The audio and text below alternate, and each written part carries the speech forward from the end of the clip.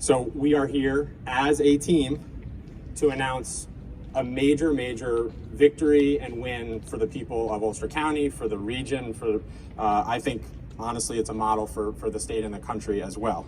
We know that at the height of the pandemic, we had to make hard decisions. We had to shift a lot of things around, and in doing so, we, at least temporarily and really for the last 2+ years, lost critically needed inpatient mental health and detox services here. And everybody knows that because there's been yard signs all across our community rightly calling attention to that.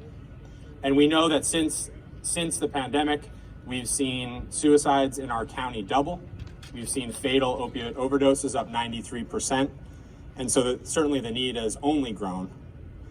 And then we saw this, honestly, unlike anything I've ever seen, resounding community-wide support, action, activism, camaraderie, brotherhood, and sisterhood, all coming together and rallying and getting us to this moment. And certainly, and I really do want to say, Westchester Med and HealthAlliance, you listened, you engaged. Some of those conversations were hard, as they are in the world that we're in.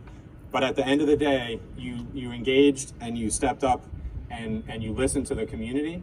And compared to a lot of other healthcare partners and systems in our state and in our country, we are doing the right thing by this community, and I thank you for that as well. I just want to recognize that a lot of what happened here in bringing all these partners together to get to an outcome would not have happened without the direct and personal leadership of Governor Hochul. She was here for the groundbreaking at this site, as many of you remember. She couldn't be here today, but I think it's also really important to recognize the critical role that both she personally, the state, especially with urging by Michelle and Kevin, played in getting us to a constructive outcome. So with all that lead up and recognition of how we got here, it is really an honor to share the details of an agreement that we've come to. We are returning desperately needed mental health and detox beds back here to Ulster County, to this site, to what's going to be a brand new, beautiful, as you can see behind us, state-of-the-art hospital. And that is a big deal. So please join me in a round of applause for that.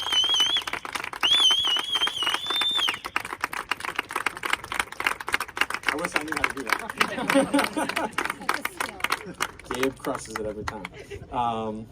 So we'll get into the specifics of what that looks like, but at a high level, 20 inpatient mental health beds, continued delivery of inpatient detox beds, all part of, and they're all going to be brand new, part of this brand new facility funded by both, of course, Westchester with help from New York State. And, you know, I was born at this hospital, actually, this old hospital. My dad and my whole family have been very involved in the history of this hospital and its evolution. And my dad was telling me last night, I had to call him to tell him what was happening here, about the Benedictine sisters and the spirit of care that happened at this hospital, that a lot of us and our families have benefited from. And so that's what's been driving, I think, all of us to keep that alive. And I'm really proud and thankful to everybody that's what's going to happen here. And then just before I introduce others to share more details, I also just want to zoom out a little bit more and recognize that in addition to WMC and the state stepping up with inpatient beds, our entire county and community are making a broad set of additional mental health and substance abuse recovery investments with a whole lot of our critical partners that have already been doing a lot of this work, including reinstating an actual department of county government under Tara's leadership to do this work, including unprecedented additional direct services funds in our county budget, including buying a building at the old Broadway campus to build a crisis stabilization center, including a mental health urgent care center that's already been open, including doubling of our mobile mental health teams that go throughout the county, and a whole lot more. So it's not just about the inpatient beds, but we know that that is absolutely essential and certainly necessary, but not sufficient. So we recognize the moment that we're in.